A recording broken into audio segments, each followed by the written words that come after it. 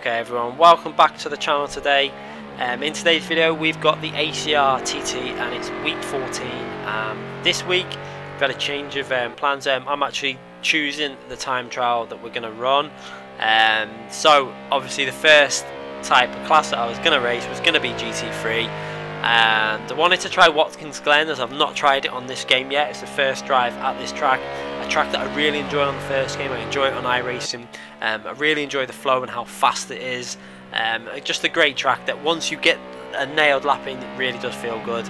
So obviously I hope everyone can get involved with this. Remember, if you want to get involved, check out the links within the description for the Activision's Discord channel and participate on there. All the rules and etc. can be explained within Activision's Discord. I'm sure if you ask a question to someone will happily help you out from within the Discord channel. So this week, obviously the 650S Gt3, quite a weak GT3 now. It's definitely been weakened from when it first came out. The leaderboard of what I did on this lap on the PC, the top time was done in November, so when the game was fairly recent, and I think the 650S was a lot stronger back then. It has definitely been nerfed quite a lot down, and it's nowhere near as fast as it used to be, because I remember driving this car at Monza and I could tell on the straight line speed when racing the Ghost there was quite a big difference between myself and the leading Ghost in terms of straight line speed, but we managed to put in a fairly good lap I think here. So I'll let you guys watch the replay at full speed driving in the car, and then we'll slow it all down and we'll go through the setup etc. Anyway guys, enjoy the lap and we'll be back very soon.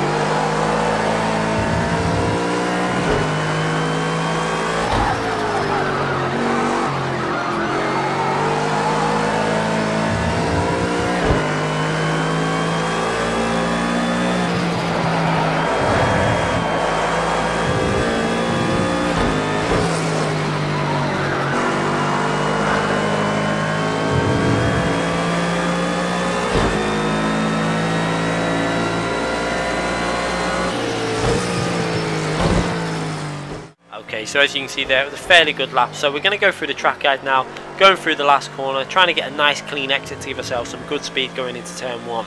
So going into turn 1, I actually braked slightly short of the 300. You're going to see now, we're going to slow it down. So looking at the 400, then brake just before that 300, down through the gears, down in second gear. I actually took quite a little bit more speed than I did on my other fastest lap here off. You can see the Ghost pulling a little bit ahead, but we got on the power really early and managed to start clawing that back a bit. And also try and get yourself as close to this inside curb as you can, but do not do enough to start scrubbing speed off. Your inputs have got to be really minimal going through these corners. Again, try and get that left hand tyre onto that curb, and then again on the right hand side get the right hand tyre onto that curb, and just slowly feed the steering wheel input in. And obviously try and get the maximum revs out of each gear with this car. That's what I tended to find work, except through third and fourth gear. I did early upshift sometimes there. Then braking on the 300 down into fourth gear, and then down into third gear as we approach that curb there. Try and take a lot of the curb off. We just about stay within the white lines with two tyres. You can see they're just in. You can see it on the replay. And then just lift off the throttle very slowly through this corner until you feel it bite again. Then get the power back down nice and early and try and get the car to stay close to that curb on that right hand side so you can stay on the power all the way through that corner there. This corner we braked a little bit late, lost a little bit of time. You can see I would have braked a little bit early. As you see the approach of that curb on the left hand side, just brake just a fraction after that. We left it a little bit too late and lost a bit of time, but we managed to get back on the power reasonably early and not lose too much time. I think it was maybe a tenth or so there that we lost. Going into the next corner just after the 200, down into second gear and try and get the car to this curb as much as you can. So downshift it and trail brake into the curb and then get on the power very early.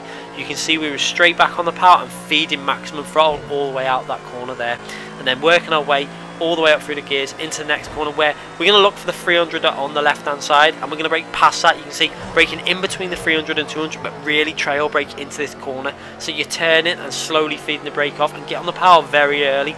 If you get it right, the car will grip enough and you'll pull out that corner nicely. You can see that's where we gained on the ghost. Then for this corner, it's a hard braking spot. I just tend to run it up to the corner and just like brake a little bit earlier and then try and hold a tight line like that and then get on the power very early and use all that track on the right hand side. Again, we managed to pull away a bit from the ghost. Then accelerating in third gear, a little lift off of third gear there you can see, and then just chuck it into curb and just be careful not to put too much power down. If you need to lift like we did, just give it a little lift and then get the car back over to the left hand side of the track, off the throttle again, get it to just turn in nicely into that apex and hard on the power, and then that will just get a little bit of angle back into the rear end and get you accelerating out of the corner and over the line for a 1 minute 42.4, which puts us second on the time trial leaderboard, only a tenth behind the guy who did it in November when the car was much faster. We actually used the base of his setup and alter just a couple of things. You can see there, aero 1.4, brake pressure is 93. That's because this car running full brake pressures does tend to have a stuttering effect on the brakes. You can see the cambers with we altered the cambers as well, so we had a bit more camber on the front to the rear, just give a little bit of turn in on that front end. I was finding it needed a bit more turn in. That's one of the things I changed within the preload obviously as well, just to give us a bit more turn in by lowering it very slightly. You can see with regards to the toes, -1 on the front, +3. Very similar to how I used to run that on project cars. I really did enjoy this setup. When I loaded it up straight away, I tried it and I just felt straight at home with how the car was handling. You can see he's actually gone quite low on the bump stops there. That's probably gonna, again, that's why it feels quite stable, I think. Radiator, obviously remember this, if you're going to be using this setup for a qualifying setup within a race with mechanical failures etc, do roll up it to 15 to 20% so you can get 2 to 3 laps in. For the race you're going to have to go up to 50. I'm not too sure in terms of race distance how high you have to go, but my guess is around 40 to 60%. I'm not 100% sure on that one yet, as I've not done any long races on this game yet. Traction control 23%, and we did alter the differential on the preload down to 90 from the setup that he used. His setup is different to the default, so make sure you do take notice of the changes that he originally had and then the ones that we're adding on top there. So you can see there the coast down to 25. That does give really good turning, but what he's done to counter that is have quite a high preload, so it's on 90 there. So the back, so it's quite covered through the corners when you're getting on the power. There's not too much power going to the rear. Anyway, I hope you enjoy this week's time trial. It's obviously my first choice of track that I've had a chance to choose a track, and I think it was obvious I was going to choose a GT3 car for my first track that I was doing. Obviously we won't be doing all GT3 if I do get to choose the tracks every week. It'll be a variety, but I'm going to try and choose some tracks that I do know that are quite enjoyable, and obviously that I enjoy running, because I think if I enjoy running, a lot of other people are probably going to enjoy running the tracks as well. So hopefully, if all is well, we'll get to choose a track again next week and try and push it fairly hard. This lap was pushed fairly hard. There is more time available, just like the Clio. I think we could have got the Clio obviously a few times faster, but again, I only have a set amount of time to work on these setups and then push the actual lap. So we managed to push this lap for, I think it was about, in terms of how long we actually pushed the lap once we got the setup done, I think it was just over an hour. So I'm sure if you're pushing it every night, someone should be able to push this to the #1 spot, I think, ahead of the guy that's already there. So hopefully someone will get very close to a 41, maybe a 42.0, something like that. I think pushing this into the 41s, this car, is going to be possible, but an extremely hard task, especially with the nerfing that this car has had. I think they need to balance the GT3s in general a lot more than they already have at the moment. Hopefully that'll happen in the future, as there is a lot of potential, and I'm starting to really enjoy the handling on the game, getting more used to stuff with the game, and hopefully the laps are getting better and better. As you can probably see from this lap, it was fairly good lap, and I was quite happy with it. So again, make sure you sub the channel if you haven't already. Make sure you give this video a thumbs up, and make sure you participate in this week's time trial event. Thanks again for watching, everyone.